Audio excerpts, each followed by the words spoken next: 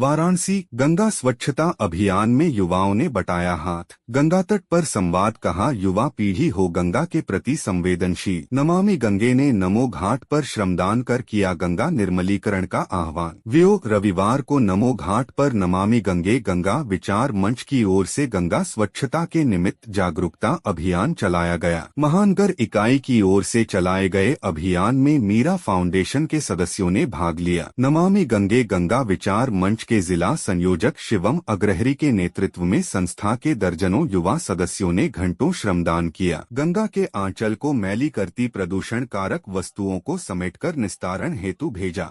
श्रमदान के बाद युवा सहयोगियों से संवाद करते हुए शिवम ने कहा कि सरकार की नमामि गंगे योजना का मुख्य आधार जन भागीदारी सुनिश्चित करना है। गंगा निर्मलीकरण के सांस्कृतिक महायज्ञ में सबका साथ होगा तो ही गंगा की धारा साफ होगी। विशेषकर युवा शक्ति अभियान से जुड़े तो सफलता जल्द मिलेगी। इस दौरान बच्चों ने भी अपने सुझाव और अनुभव साझा किए। बाइट नमामि गंगे गंगा विचार मंच, जिला संयोजक शिवम अग्रहरी, वाराणसी से राजेश पटेल संवाददाता की रिपोर्ट। नमामि गंगे, शिवम अग्रहरी, जिला संयोजक नमामि गंगे गंगा विचार मंच, वाराणसी।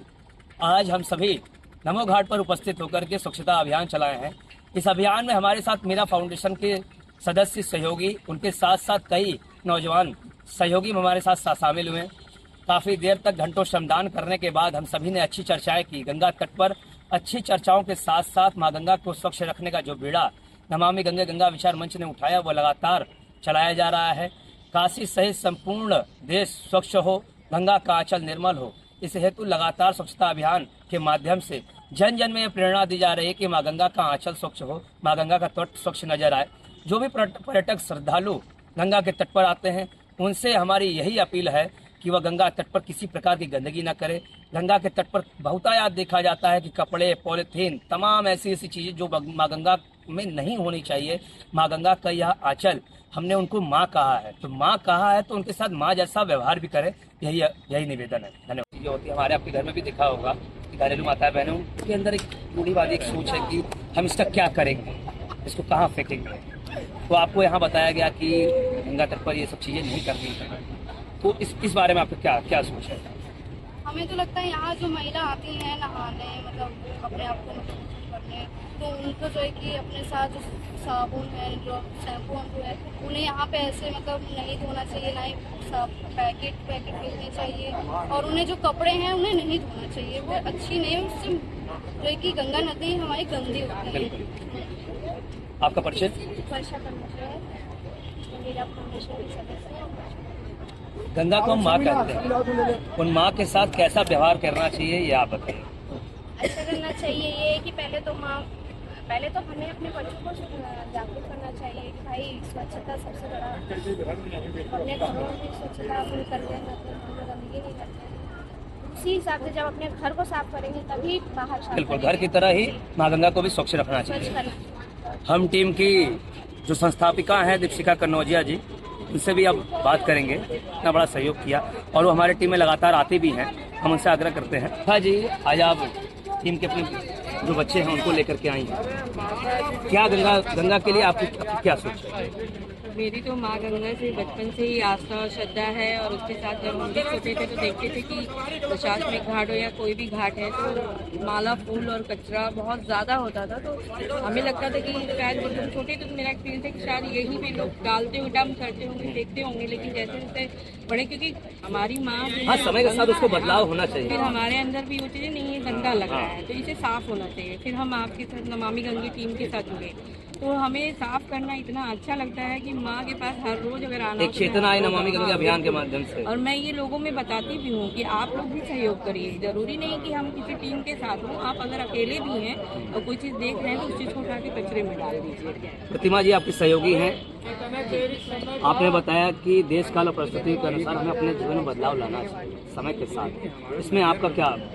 बिल्कुल लाना चाहिए। अब जैसे आजकल के बच्चे हैं, अगर हम उन्हें सही शिक्षा नहीं देंगे है ना, तो उनके ऊपर बुरा असर पड़ेगा। तो अगर हम ही उनको ये चीज़ समझाएंगे कि हाँ गंगा माँ है हमारी, उनकी सफाई करना जरूरी है, आप अपने घर की तरह ही करना है उनको। और जो आपके साथ आए, जो भी आए, तो उनको ये बताएं कि नहीं यहाँ पे ये इस जगह डस्टबिन है, यहाँ पे कूड़ा ना करें। नहा लिया वहीं पे आपने कूड़ा फेंक दिया, वहीं पे आपने कपड़े उतार के रख दिए कि हाँ गंगा माँ को देना चाहिए ये चीजें, ये सोच को बदलना चाहिए कि नहीं यहाँ पे अपना जो है कुछ भी उतरन जो है छोड़ के जाना। गंगा माँ आपको शुद्ध करने आई, ना कि आपके कपड़े को करने डस्टबिन में फेंक देना। हाँ, गंगा के तट पर जो लोग कपड़े छोड़ करके जाते हैं, उनका मानना है कि पुराने कपड़े यहाँ छोड़ के जाए जाते हैं, उन पर इनका ध्यान है। वाकई गंगा तट पर बहुत बड़ी मात्रा में कपड़े और पॉलिथीन के साथ साथ कपड़े बहुत ज़्यादा मिलते हैं। उनका मानना ऐसी रूढ़िवादी मानता है कि हम गंगा तट पर इसको छोड़ के आपको मालूम होगा आज गंगा तट पर आए, पहले से भी जानकारी मिली होगी, मैंने बताया होगा शिखा जी ने कि आप गंगा स्वच्छता के लिए आए। यह कितना ज़रूरी काम है कि आपको मालूम होना चाहिए कि हमारे मन में भी एक प्रश्न आता होगा आप सभी के कि नगर निगम सफाई कर रही है, हम क्यों लगे हुए हैं, हम क्यों गंगा तट पर आ रहे हैं, क्या वजह है कि हम कूड़ा उठा रहे हैं? हमारा काम तो है नहीं, हमारा काम है क्या?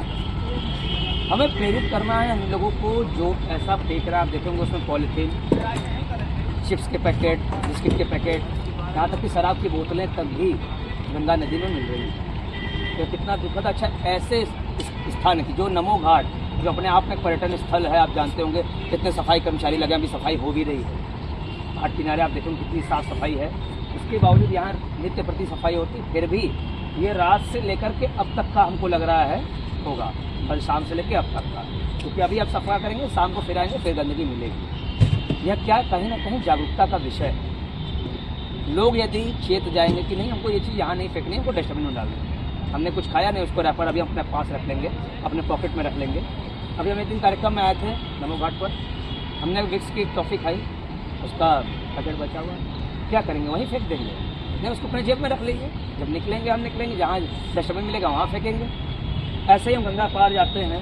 गंगा पार अभी नया साल का समय आ रहा है, 2025 1 तारीख से लग जाएगा, और काफ़ी लोग गंगा उस पार पिकनिक स्पॉट के लिए जाते हैं। वहाँ घुड़सवारी करेंगे, ऊँट पर बैठेंगे, सब कुछ करेंगे, खाया पिया सब वहीं पर छोड़ करके चले आएंगे।